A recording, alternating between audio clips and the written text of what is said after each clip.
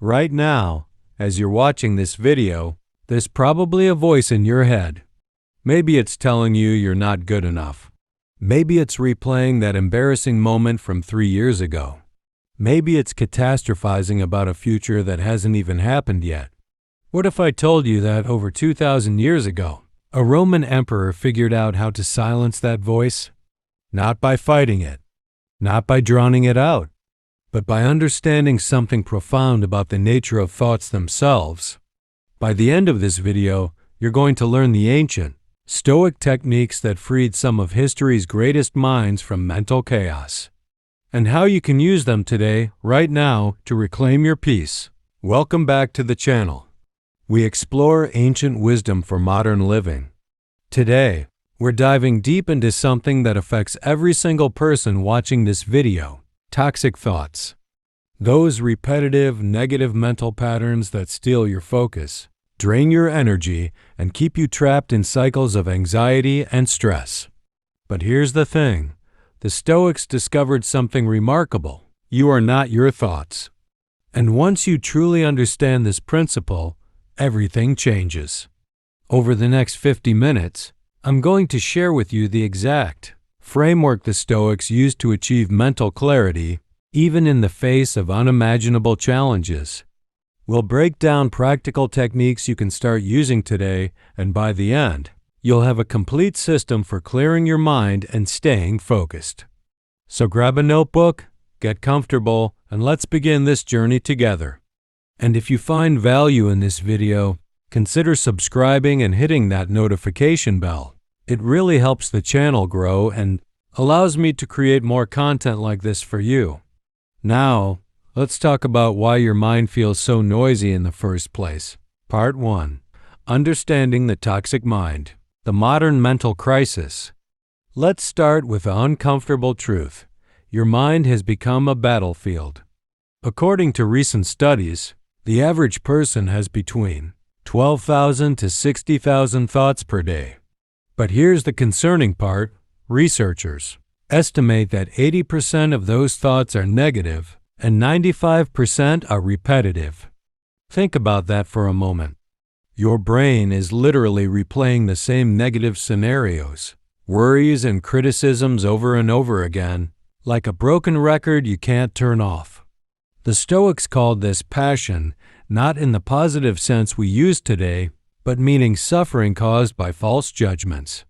Marcus Aurelius, the most powerful man in the ancient world, wrote in his private journal, "You have power over your mind, not outside events." Realize this and you will find strength. But here's what makes this so relevant today. Marcus wasn't writing this from a position of comfort. He was writing this while dealing with war, plague, betrayal, and the immense pressure of ruling an empire. If he could find mental clarity in those circumstances, what's possible for us? The 3 types of toxic thoughts. The Stoics identified that mental suffering comes from 3 primary sources, and when you recognize these patterns in your own mind, you can begin to address them. First, thoughts about the past, regret, resentment, guilt, and shame. These are thoughts about events that have already happened and cannot be changed. Epictetus, a Stoic philosopher who was once enslaved, said, "Don't seek for everything to happen as you wish, but rather wish that everything happens as it actually will. Then your life will flow well." Second, thoughts about the future, anxiety, worry, catastrophizing. These are thoughts about events that haven't happened and may never happen. Seneca wrote, "We suffer more often in imagination than in reality." Think about how many things you've worried about that never actually came to pass. Third, thoughts about what others think, self-consciousness, comparison, need for approval. These are thoughts that give away your power to external validation. Marcus Aurelius asked himself, "What do I care for the judgment of those who whisper about me?" Here's the liberating truth. All 3 of these thought patterns are about things you cannot control. And that's where Stoicism offers us our first breakthrough, the Stoic dichotomy of control. This is the foundational principle of Stoic philosophy, and it's going to change how you think about everything. Epictetus opened his teachings with this revolutionary idea. Some things are up to us and some are not up to us. Things within your control, your thoughts and judgments, your responses and reactions, your values and principles, your effort and intentions.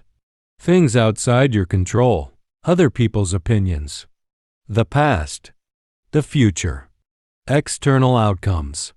The Stoics taught that 99% of our mental suffering comes from trying to control things that aren't up to us, while neglecting the one thing that is our own minds. So the question becomes, if toxic thoughts arise automatically, how do we actually gain control over our minds? That's what we're going to explore next. But first, I want to hear from you in the comments below. Share one toxic thought pattern you struggle with most. Is it past regret, future anxiety, or worrying about others' opinions? Let me know, because community support is powerful. Now, let's get into the practical techniques. Part 2, the Stoic Foundations for a Clear Mind. Technique 1, the practice of premeditatio malorum. The first technique sounds counterintuitive, but it's incredibly powerful. The Stoics called it premeditatio malorum, the premeditation of evils. Now, before you think this is about being pessimistic, let me explain what it really means.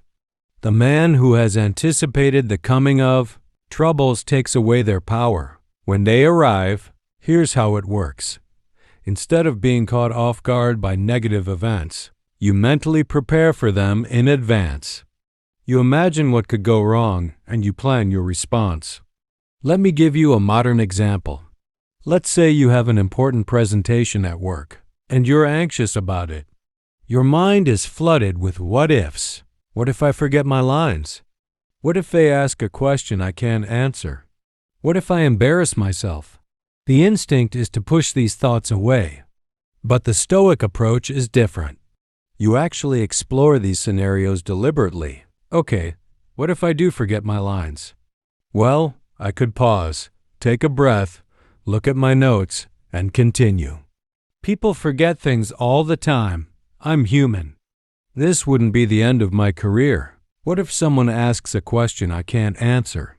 I could say, "That's a great question.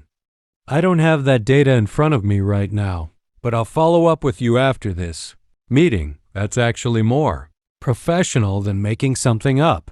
Here's your action step. Every morning this week, spend 5 minutes practicing this. Choose one thing you're worried about and write down the worst realistic outcome, how you would handle it, why you would ultimately be okay. This doesn't invite negativity, it removes the power of fear by confronting it directly. Marcus Aurelius practiced this daily. He would remind himself, when you wake up in the morning, tell yourself, the people I deal with today will be meddling, ungrateful, arrogant, dishonest, jealous, and surly. Was he being negative? No, he was being prepared. And because he was prepared, these things didn't throw him off balance when they happened. Technique 2, the view from above. The second technique is called the view from above, and it's one of the most powerful mental tools for gaining perspective. Marcus Aurelius wrote, "How small a part of the boundless and unfathomable time is assigned to every man, for it is very soon swallowed up in the eternal. And how small a part of the whole substance, and how small a part of the universal soul, and on what a small clod of the whole earth you creep." Now, that might sound depressing, but it's actually incredibly freeing. Think about the last time something embarrassed you. Maybe you said something awkward in a meeting, or you spilled coffee on yourself, or you sent a text to the wrong person. In that moment, it feels massive, right? Your face gets hot, your heart races, and your mind replays it over and over. But now, use the view from above. Zoom out from that moment. See yourself in that room. Now zoom out further, see the building. Further, see the city. Further, see your country, your continent. the Earth spinning in space among billions of galaxies. In the cosmic scale, in the timeline of history, does that embarrassing moment matter? Does the criticism from your colleague matter? Does the Instagram post you agonized over matter? The Stoics weren't saying your life doesn't matter. They were saying that most of the things you worry about don't matter nearly as much as you think they do. Here's the practice. When you notice yourself spiraling into toxic thoughts, do this visualization. See yourself from above as if you're watching from the ceiling. Zoom out further. See your home, your neighborhood. Keep zooming. Your city, country, continent, planet. Ask yourself, in this vast universe, how much does this worry really matter? This isn't about making yourself feel small. It's about right-sizing your problems so they don't consume you. Technique 3.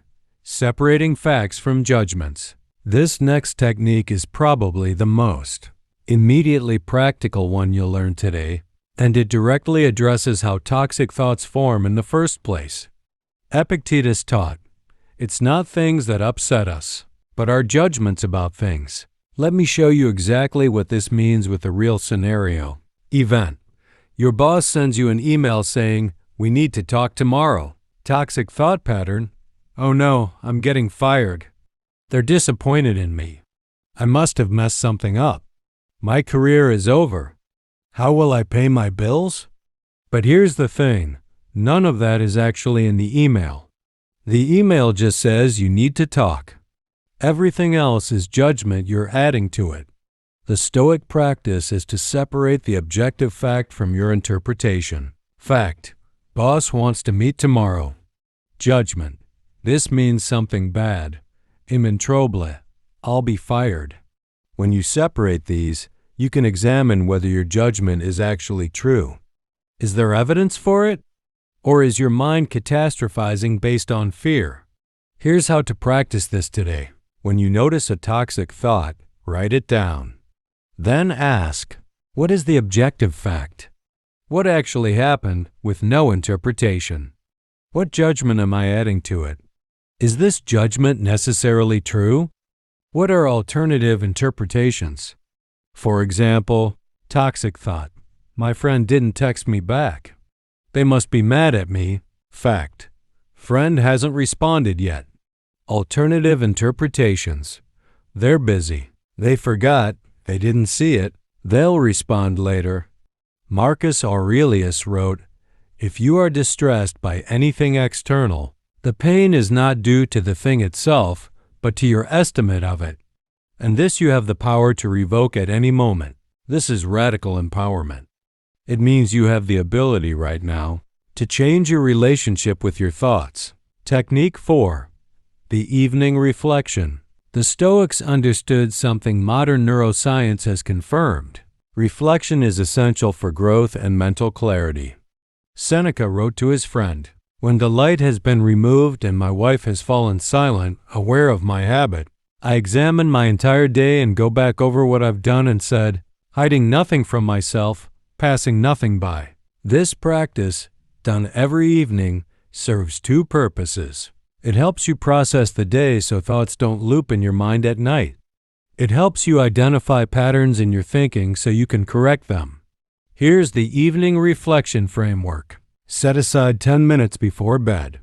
Ask yourself 3 questions. 1. What did I do well today? This isn't about ego. It's about recognizing virtue in action.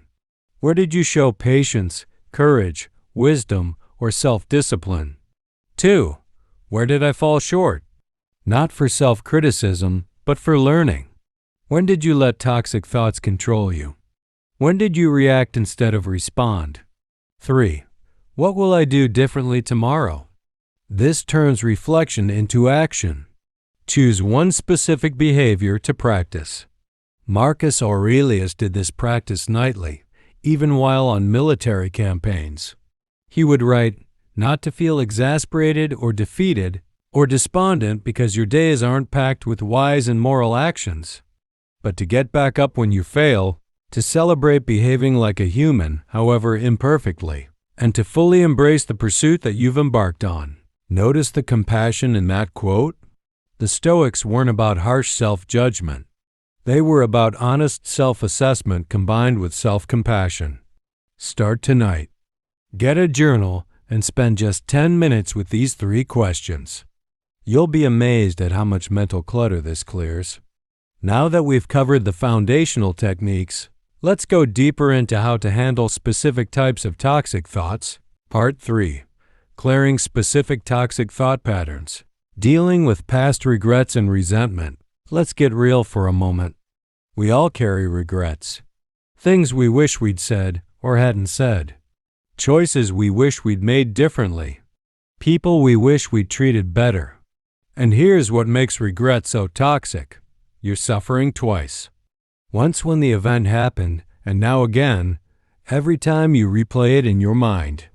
Seneca wrote, "True happiness is to enjoy the present, without anxious dependence upon the future, not to amuse ourselves with either hopes or fears, but to rest satisfied with what we have, which is sufficient."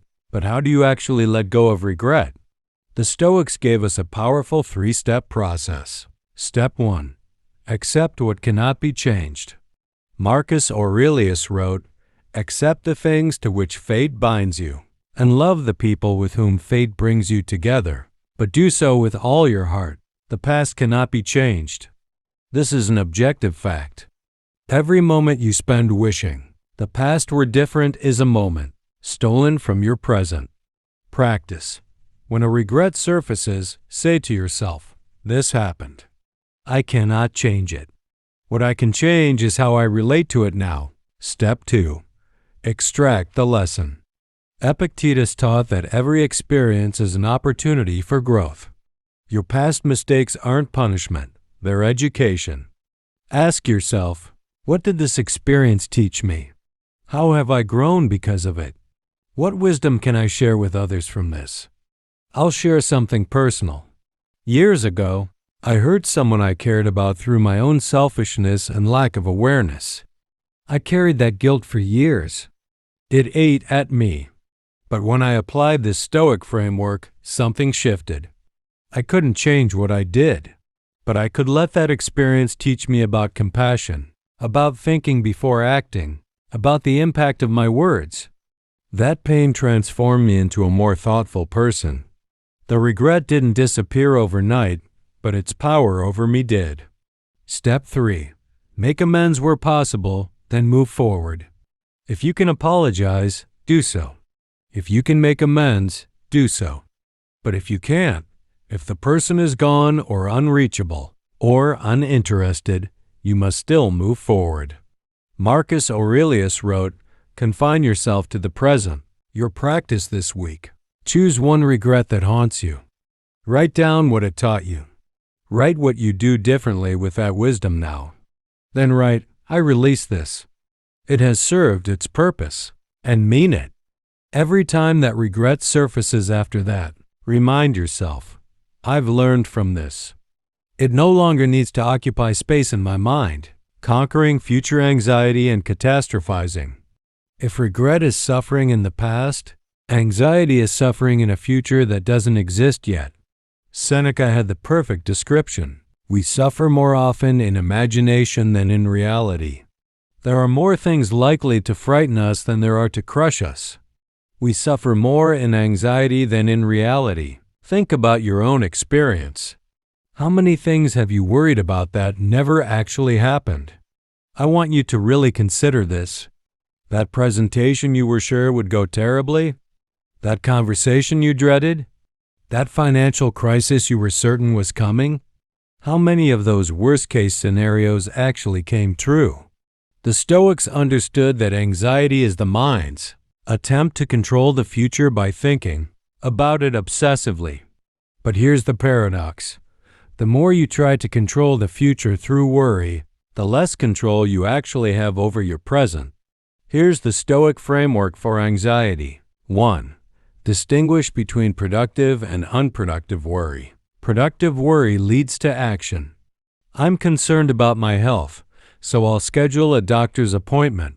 Unproductive worry is just mental spinning. What if I have some terrible disease? What if the treatment doesn't work? What if, Epictetus said, first say to yourself what you would be, and then do what you have to do. The practice. When you notice anxiety, ask, is there an action I can take right now? If yes, take it, then release the worry. If no, acknowledge you've done what you can and redirect your attention. 2. Use the shrinking timeline technique. When you're anxious about something in the future, bring your focus to shorter and shorter time frames. In 1 year, will this matter? Often no. In 1 month, will this matter? Maybe less than you think. In 1 week, will this matter? Probably not much. What do I need to do right now? Usually something very simple and manageable. Marcus Aurelius wrote, confine yourself to the present. If you can cut yourself free from impressions that cling to your mind and exceed the present moment, and can focus on the now, you will discover the self-sufficiency that you didn't think you had. 3. Practice loving fate. Amor fati. This is one of the most profound Stoic concepts. Instead of fearing what might happen, develop the mindset that whatever happens is exactly what was meant to happen. Marcus Aurelius wrote, a blazing fire makes flame and brightness out of everything that is thrown into it. Whatever comes your way, you can use it. Even difficult things. Especially difficult things. Here's something powerful I want you to try this week. When anxiety hits, instead of saying, I hope this doesn't happen, try saying, whatever happens, I will handle it. I will find a way to grow from it. This isn't blind optimism. It's confidence in your own resilience. And that confidence, that trust in yourself, is what dissolves anxiety. Breaking free from others' opinions. Let's talk about one of the most insidious forms of toxic thinking in our modern world, the obsession with what other people think of you. In the age of social media, this has become epidemic. We curate our lives for likes. We craft our words for approval. We edit our photos for validation. And here's what's so exhausting about it. You're trying to control something completely outside your control, other people's minds. Marcus Aurelius, who literally had millions of people forming opinions about him daily, wrote, I have often wondered how it is that every man loves himself more than all the rest of men, but yet sets less value on his own opinion of himself than on the opinion of others. Think about that. You trust your own judgment about everything else in life, but when it comes to your worth, you outsource it to people who don't know you, don't live your life, and are dealing with their own insecurities. The Stoic liberation process. 1. Recognize the impossibility of universal approval. Marcus Aurelius wrote, you have no control over their minds, so why torture yourself imagining what they think of you? Even if you could somehow make everyone like you, which is impossible, their opinions would constantly shift anyway. Someone who praised you yesterday might criticize you tomorrow. The goalpost never stops moving. You'll exhaust yourself chasing it. 2. Consider the source. Epictetus taught, if someone speaks badly of you, consider whether what they say is true. If it is, work to improve. If it isn't, why should you be concerned with lies? Here's the framework. Is this person living a life I admire? Do they actually know me? Is their criticism specific and actionable, or vague and emotional? Am I seeking their approval because I respect them, or because I fear judgment? Marcus Aurelius asked himself, do I care about being praised by people who curse themselves 3 times an hour? In other words, why are you giving power to people who aren't even at peace with themselves? 3. Return to your own values. The Stoics taught that the only judgment that matters is your own, not your ego's judgment, but your values' judgment. Ask yourself, did I act with integrity? Was I kind? Did I do my best with what I knew? Am I proud of my choices? If the answer is yes, then you're already successful, regardless of anyone else's opinion. Epictetus said, I cannot escape death, but can I not escape the dread of it? I cannot escape hardship, but can I not face it with dignity? Here's your practice. For 1 week, conduct an experiment. Post something on social media, a thought, a photo, whatever, and then do not check the responses for 24 hours. Notice the anxiety that comes up. Notice the urge to check. Notice how your mind creates stories about what people must be thinking. Then, after 24 hours, look. You'll likely find that your anxious imagination was far more dramatic than reality. This practice teaches you that your peace of mind is more valuable than instant validation. As Seneca wrote, to want to know what others think of you is the beginning of insanity. I know this is hard. We're social creatures. We're wired for connection and belonging. But there's a difference between healthy connection and desperate validation seeking. The Stoics aren't telling you not to care about anyone. They're telling you to care about the right things in the right way. Care about being a good person. Care about living according to your values. Care about genuine relationships. But stop caring about the opinions of people who don't know you, don't love you, and are too busy with their own lives to think about you as much as you imagine. Now, we've covered how to clear different types of toxic thoughts. But knowledge without practice is useless. So let's talk about how to build these into daily habits that actually stick. Part 4. Building a daily Stoic practice for mental clarity. The morning ritual, preparing your mind. Marcus Aurelius started every day with a simple practice. Before the demands of empire crashed down on him, before meetings and decisions and crises, he would take time to prepare his mind. He wrote, "At dawn, when you have trouble getting out of bed, tell yourself, I have to go to work as a human being. What do I have to complain of if I'm going to do what I was born for?" The morning is when you set the tone for your entire day. Win the morning and you're far more likely to win the day. Here's the complete morning ritual for mental clarity. Phase 1. The moment of waking, 2 minutes. Before you reach for your phone, this is crucial. While still in bed, do this. Take 3 deep breaths. Say to yourself, today is a gift. What can I control? Only my choices, my effort, my responses. Recall one principle you'll practice today. We'll get to these in a moment. When you wake up in the morning, tell yourself, the people I deal with today will be meddling, ungrateful, arrogant, dishonest, jealous, and surly. He wasn't being pessimistic, he was being prepared. Phase 2. The morning pages, 10 minutes. Seneca and Marcus both wrote daily. Not for publication, but for clarity. Grab your journal and write 3 things you're grateful for. This primes your mind for positivity. One challenge you might face today and how you'll handle it stoically. Your intention for the day in 1 sentence. Example. Today I will practice patience when things don't go according to plan. I will remember that obstacles are opportunities for growth. Phase 3. The principle of the day, 1 minute. Choose one Stoic principle to focus on. Just one. Examples. Monday. I will not be disturbed by what I cannot control. Tuesday. I will separate facts from judgments. Wednesday. I will act with virtue, regardless of outcome. Thursday. I will remember. This too shall pass. Friday.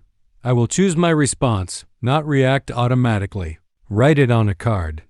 Put it in your pocket. Set it as your phone wallpaper. Look at it throughout the day. I've been doing this for 3 years now, and I can tell you, the days I skip this ritual, my mind is noticeably more chaotic.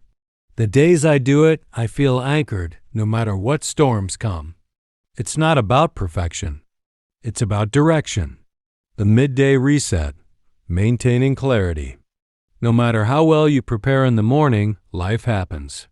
By midday, you're likely dealing with unexpected problems, difficult people, or mounting stress. The Stoics practice something we might call checking in, brief moments throughout the day to recenter. The midday reset practice, 5 minutes. Find a quiet moment, bathroom, car, wherever you can be alone briefly. 1. The body check, 1 minute. Notice where you're holding tension. Shoulders? Jaw? Stomach? Take 3 deep breaths. With each exhale, release tension. Epictetus taught, first learn the meaning of what you say and then speak. Before you say or do anything else today, come back to yourself. 2. The mental inventory, 2 minutes. Ask yourself, what's consuming my thoughts right now? Is this within my control? If yes, what action can I take? If no, can I release it and return to the present? 3. The values realignment, 2 minutes. Marcus Aurelius wrote, constantly ask yourself, is this necessary? Look at how you're spending your energy today. Am I focusing on what matters? Am I being the person I want to be? What needs to change in the next half of my day? Let me share how this saved me recently. I was in back-to-back meetings, feeling overwhelmed, snapping at my team. I caught myself, took 5 minutes, and did this reset. I realized I was trying to control things I couldn't, other people's pace, unexpected delays. I was neglecting what I could control, my tone, my patience, my leadership. That 5-minute reset changed the entire trajectory of my day. The quick reframes. Throughout your day, when toxic thoughts arise, use these instant Stoic reframes. Toxic thought. This shouldn't be happening. Stoic reframe. This is happening. How do I respond wisely? Toxic thought. This is unfair. Stoic reframe. Fairness is not guaranteed. Character is toxic thought. I can't handle this. Stoic reframe. I've handled difficult things before. I'll find a way through this too. Toxic thought. Everything's going wrong. Stoic reframe. Some things are going wrong. Many things are fine. I'm focusing on the negative. Marcus Aurelius wrote, the impediment to action advances action. What stands in the way becomes the way. Every challenge is teaching you something. Every difficulty is strengthening something. Even in the chaos, especially in the chaos, you're developing your character. The evening review, processing and releasing. We touched on the evening reflection earlier, but now I want to give you the complete framework that the Stoics used to process their day and release mental clutter before sleep. This is crucial because your evening routine determines your sleep quality, and your sleep quality determines your next day's mental clarity. It's all connected. The complete evening review, 15 minutes. Phase 1. The sacred transition, 3 minutes. Before you begin reflecting, create a boundary between your day and your evening. Change your clothes. Wash your face. Make tea. Do something that signals the workday is done. Now is time for reflection and rest. Seneca wrote to his friend, I will keep constant watch over myself, and most usefully will put each day up for review. For this makes us evil, that no one of us looks back upon our own lives. Phase 2.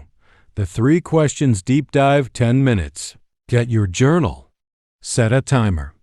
Write freely. Question 1. Where did I exemplify virtue today? Don't be humble here. The Stoics believed in recognizing when you acted well. When did you show patience? When did you choose wisdom over impulse? When did you show courage? When did you practice justice or kindness? This isn't ego, it's reinforcement. You're training your brain to recognize and repeat virtuous behavior. Question 2. Where did I fall short today? Again, not for self-flagellation, but for learning. When did toxic thoughts control my behavior? When did I react instead of respond? When did I betray my own values? When did I waste energy on things I can't control? Marcus Aurelius wrote these exact type of reflections. He wasn't harsh with himself. He was honest and compassionate. Question 3. What am I grateful for from today? End on gratitude, always. This is non-negotiable. Epictetus taught, "He is a wise man who does not grieve for the things which he has not, but rejoices for those which he has." Write 3 specific things. Not just my family, but the way my daughter laughed at dinner. Not just my health, but being able to walk in the park today. Not just my job, but solving that problem creatively this afternoon. Phase 3. The release ritual, 2 minutes. This is powerful. After you've written your review, do this. Close your journal. Take a deep breath and say out loud or in your mind, "I release this day. What's done is done. I've learned what I needed to learn. Tomorrow is new. I am ready for rest." Place your hand on your journal as you say this. Make it physical. Make it intentional. I can't stress enough how transformative this practice is. When I first started, I was skeptical. It felt overly formal, almost ceremonial. But within 2 weeks, I noticed something remarkable. My mind stopped racing at night. The loop of negative thoughts that used to keep me awake for hours, it stopped. Why? Because I had given those thoughts a place to go. I had processed them, learned from them, and released them. Your mind can let go when it knows it's been heard. The bedtime principle. As you're falling asleep, instead of letting your mind wander to worries, give it one final Stoic thought to contemplate. Marcus Aurelius would remind himself, "You could leave life right now." Let that determine what you do and say and think. Or use this gentler version, "I lived today as well as I could. Tomorrow I will do the same." That is enough. These daily practices, morning, midday, evening, create a framework for continuous mental clarity. But there's one more level we need to address. What do you do when you're in crisis? When toxic thoughts are overwhelming? When you need immediate relief? That's what we're covering next. Part 5. Emergency Protocols for Mental Overwhelm. When you're spiraling, the Stoic Emergency Kit. Let's be real. Sometimes, despite all your practices, despite all your preparation, your mind goes into complete overwhelm. Maybe you got devastating news. Maybe everything seems to be falling apart at once. Maybe you're having a panic attack. Maybe the toxic thoughts are so loud you can't think straight. The Stoics faced these moments too, and they had emergency protocols. If you're in crisis right now, if you're barely holding it together, listen closely. This is specifically for you. The immediate crisis response 5 minutes. Step 1. Physical reset, 60 seconds. Your mind and body are connected. When your mind is in chaos, reset the body first. Splash cold water on your face or hold ice cubes.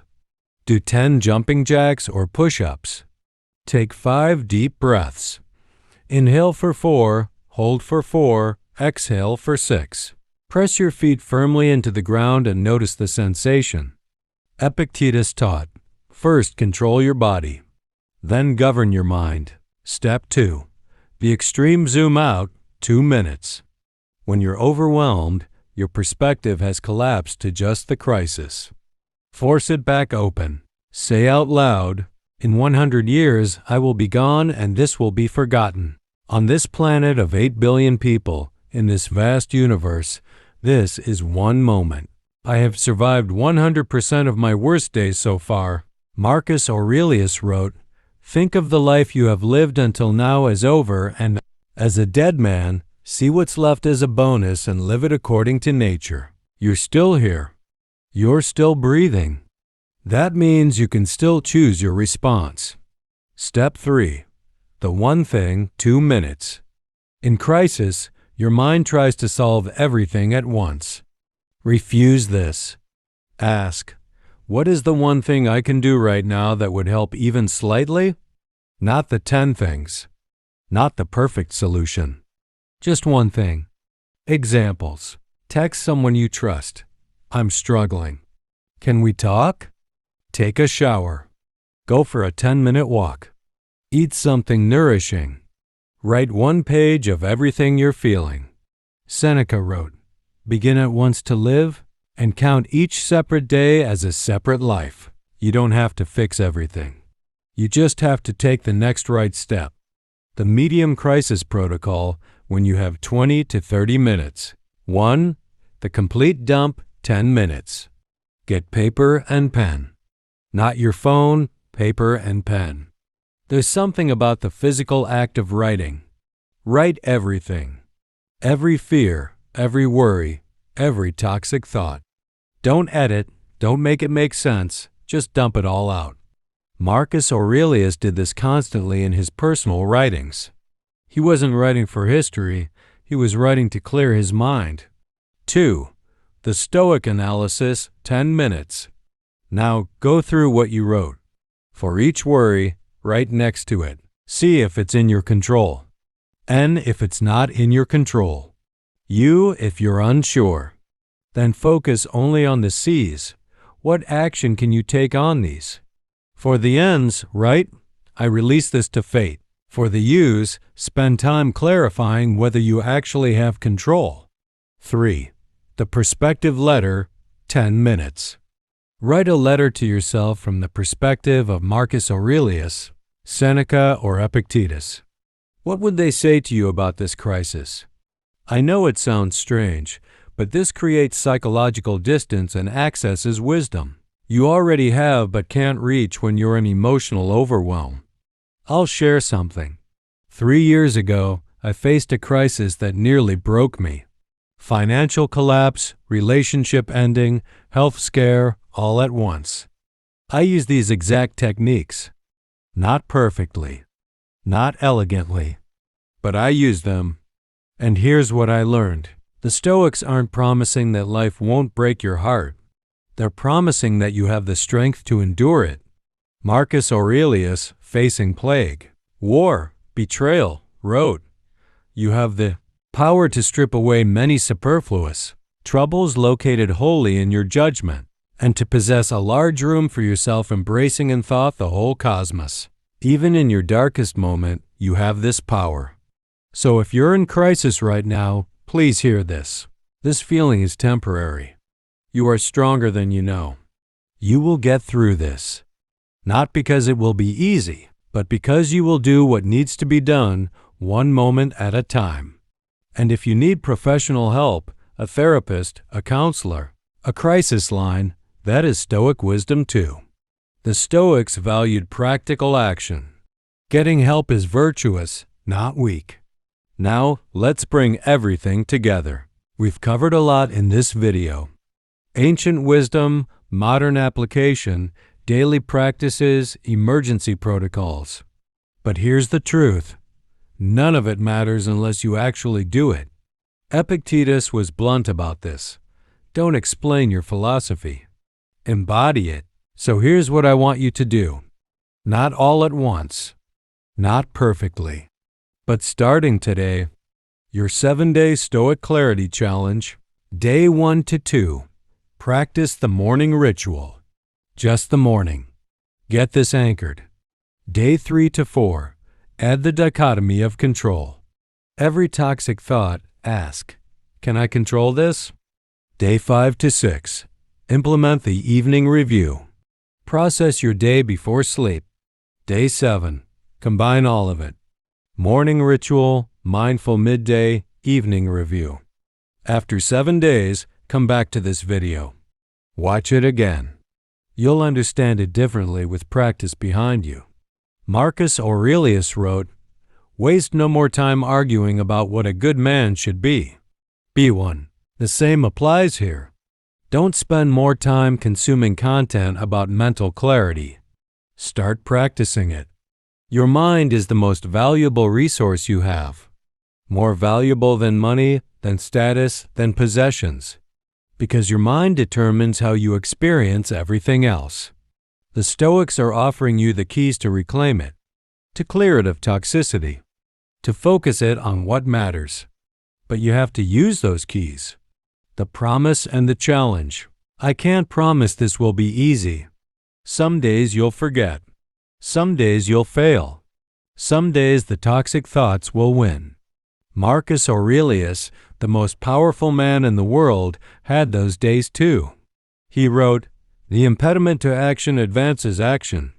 What stands in the way becomes the way. Your failures become your teachers. Your struggles become your strength."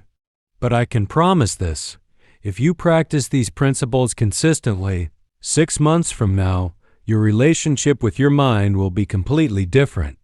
You'll still have challenges, but they won't have you. You'll still face difficulties, but you'll face them with clarity. You'll still have thoughts, but you'll no longer be enslaved by them. Seneca wrote near the end of his life, "Begin at once to live, and count each separate day as a separate life." Today is your chance. This moment is your chance. The mind you want, the focus you crave, the peace you deserve, it's available to you right now. Not through escape, not through distraction, but through the ancient Stoic path of understanding your mind, accepting what you cannot control, and courageously directing what you can. If this video resonated with you, if you're committed to this path, here's how you can go deeper. First, subscribe to this channel and hit the notification bell. I create videos like this weekly, exploring ancient wisdom for modern life. Second, download the free Stoic Mental Clarity Workbook I've created. The link is in the description. It has journaling prompts, daily trackers, and all the practices we covered today in a simple format. Third, and most importantly, share this video with one person who needs it. We all know someone struggling with toxic thoughts. This could be exactly what helps them. Finally, join the conversation in the comments. What's one toxic thought pattern you're committing to work on? What spoke to you most from this video? This community is powerful. We support each other. Thank you for spending this time with me. Thank you for taking your mental clarity seriously. Thank you for being willing to do the work. Marcus Aurelius closed his meditations with this: "Do not act as if you had 1,000 years to live. Live as though you are dying, and while there is still time, become good." Your time is now. Your life is waiting. Go clear your mind. Stay focused. Be stoic. I'll see you in the next video. You have power over your mind, not outside events. Realize this and you will find strength. Marcus Aurelius.